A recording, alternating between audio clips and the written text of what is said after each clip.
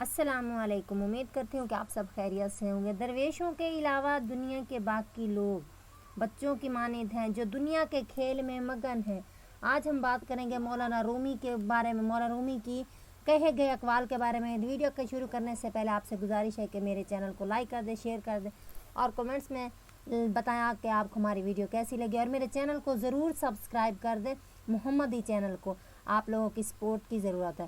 آج بات کریں گے کہ مولانا رومی نے جو کہا ہے کہ درویشوں کے علاوہ دنیا کے باقی لوگ بچوں کی مانند ہیں جو دنیا کے کھیل میں مگن ہیں۔ آج جس چیز کے بارے میں بات کریں گے کہ وہ کہتے ہیں کہ درویش کون ہوتا ہے، درویش کا مطلب کیا ہے۔ درویش اللہ تعالیٰ کے نیک بزرگ، اللہ تعالیٰ کے وہ نیک بندے ہیں جو کہ اپنے سے زیادہ دوسرے لوگوں کا خیال رکھتے ہیں، اپنے سے زیادہ دوسروں کی ضرورتوں کا خیال رکھتے ہیں، اپنے رب کو راضی کرنے میں لگے رہتے ہیں اور ہر ایک چھوٹے چھوٹے عمل سے ڈرتے ہیں۔ وہ ڈرتے ہیں کہ کہیں کسی کا دل نہ دکھ جائے، کہیں کسی کے ساتھ برا نہ آ جائے، کہیں ایسا نہ ہو جائے کہ خدا ناراض نہ ہو جائے ہم سے۔ اللہ تعالیٰ کو راضی کرنے میں لگے رہتے ہیں، دوسروں کی بھلائی کرنے میں لگے رہتے ہیں، دوسروں کو سیدھا راستہ دکھانے میں لگے رہتے ہیں۔ اللہ تعالیٰ کے وہ درویش اور نیک بندے جو کہ دوسروں کی بھلائی چاہتے ہیں، وہ اس دنیا کے بارے میں سوچتے ہیں۔ کیا سوچتے ہیں؟ وہ یہ سوچتے ہیں کہ دوسروں کا بھلا کیسے کیا جائے، دوسروں کے کام کیسے آیا جائے، دوسروں کو سیدھے راستے پر کیسا لایا جائے۔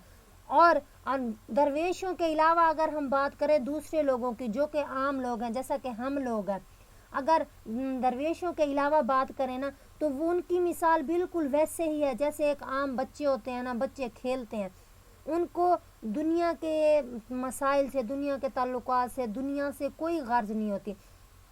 وہ جو ہے اپنے اس میں مگن رہتے ہیں، اپنے کھیلوں، اپنی دنیا میں ہی مگن رہتے ہیں۔ کہنے کا یہ مطلب ہے کہ وہ یہ نہیں سوچتے کہ کس بات سے خدا راضی ہوگا، کس بات سے خدا ناراض ہوگا، کس طرح سے لوگوں کی بھلائی کرنی ہے۔ تو یہ سچ کہا ہے مولانا رومی نے کہ درویشوں کے علاوہ دنیا کے باقی لوگ بچوں کی مانند ہیں جو دنیا کے کھیل میں مگن ہیں، یعنی کہ ان کو نہیں پتہ کہ دنیا میں کیا ہے کیا نہیں ہے، کس طرح سے دوسروں کے کام آیا جائے۔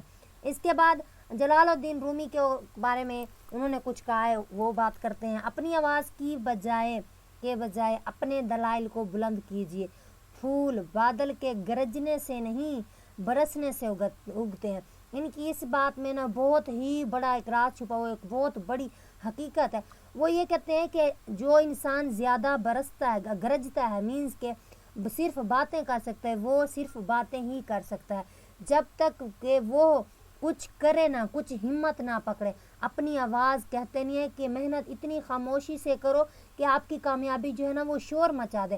اپنی آواز کو اتنی شور سے کرو گے تو وہ آپ کی کامیابی ظاہر نہیں کرتی، وہ صرف اور صرف شوخی ظاہر کرتی ہے، صرف اور صرف آپ کا وہ جنون ظاہر کرتا ہے جو وقتی طور پر ہوتا ہے۔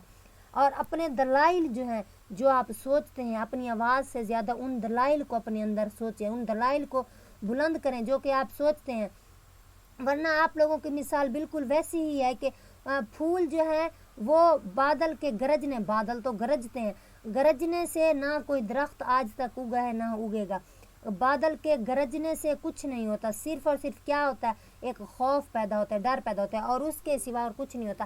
جب تک بادل برس نہیں جاتا، جب تک کہ بادل برس نہیں جاتا، تب تک وہ زمین کی زرخیزی کو اور زمین پر موجود ان پودوں کو یا ان پھولوں کو سرسبز نہیں کر دیتا جب تک کہ وہ بادل گرج کر برس نہیں جاتا۔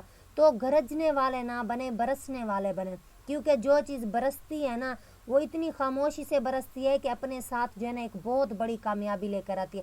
جب بادل برستا ہے نا تو اپنے ساتھ ایک خوبصورت مناظر لے کر آتا ہے، اپنے ساتھ ایک خوبصورت پھول لے کر آتا ہے، اپنے ساتھ ایک خوبصورت جو ہے سرسبز کھیتی لے کر آتا ہے۔ تو آپ بھی اپنے دلائل کو مضبوط کریں، اپنے دلائل کو بلند کریں، اور جو ہے آپ اپنے دلائل کو اس طرح سے واضح کریں کہ آپ کو گرجنے کی ضرورت نہ پڑے، آپ خود برسیں۔ برسنے سے مراد ہے کہ آپ اپنی کامیابی کو لے کر آئیں، آپ اپنی کامیابی کو ظاہر کریں، آپ اپنی محنت سے، اپنے دلائل سے جو ہے نا اپنی جو ہے سوچ کو بدلیں، اپنی محنت کو آگے لے کر آئیں، ورنہ آپ کی مثال گرجنے برسنے والی ہو جائے گی۔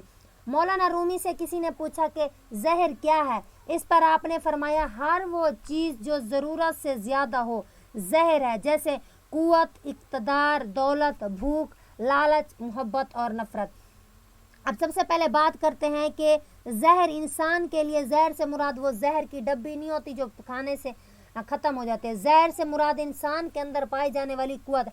अगर किसी इंसान के पास ज़्यादा कुव्वत है ना, वो उस चीज़ के जुनून में, उस कुव्वत के जुनून में वो अपनी उस कुव्वत को ख़त्म कर देगा। उसके लिए वो जो कुव्वत है ना एक जहर साबित होगी और वो उसके अंदर को अपनी उसकी कुव्वत को मार डालेगी। उसके बाद है इक़्तिदार। अगर किसी इंसान के बाद कोई ओहदा आ जाता है, कोई हुकूमत आ जाती है, तो वो उस इक़्तिदार की खुशी में, वो उस इक़्तिदार के शौक़ जुनून में जो है अपना जो है सोचने समझने की सलाहियत जो खो देता है और वो चीज़ उसके लिए जानलेवा साबित होती है, बिल्कुल वैसे सांप के जहर की तरह, कि वो जो है अपने इक़्तिदार की खुशी में सब कुछ भूल जाता है। उसके बाद है दौलत। अगर कोई भूखा इंसान है, उसके बाद दौलत आ जाती है, तो वो जो है उस दौलत की खुशी में बाकी सब कुछ भूल जाता है, बाकी सब कुछ को तर्क कर देता है। तो इस तरह से वो जो दौलत है ना, उसके लिए उसकी मौत का सबब, उसके लिए उसकी मौत यानी जहर का सबब बनती है। उसके बाद है भूख। अगर कहीं पर भूख है ना, तो भूख इंसान को जहर की तरह बिल्कुल ख़त्म कर देती है। उसके बाद है लालच। अगर किसी इंसान के अंदर लालच बहुत ज़्यादा है ना, तो वो उस लालच के चक्कर में अपना सब कुछ जो है ना खो देगा और वो जो है ना उसकी मिसाल बिल्कुल जहर की तरह होगी और वो जो है ऐसे अपनी लालच में सब सोचने समझने की सलाहियत ख़त्म कर देगा। उसके बाद है लास्ट मोहब्बत और नफ़रत। किसी इंसान के पास मोहब्बत है ना, ठीक है, अगर उसको हद से ज़्यादा मोहब्बत दी जाए वो उसके लिए जहर साबित होगी, वो उसके जुनून में रहेगा। अगर नफ़रत दी जाएगी तो उस नफ़रत के जुनून में और उस नफ़रत के अमल में भी वो जो है अपनी आप को ख़त्म कर देगा। उम्मीद करती हूँ कि आपको मेरी वीडियो अच्छी लगी होगी। लाइक कर दें, शेयर कर दें और मेरे चैनल को ज़रूर सब्सक्राइब कर दें। अगली वीडियो तक के लिए अल्लाह हाफ़िज़।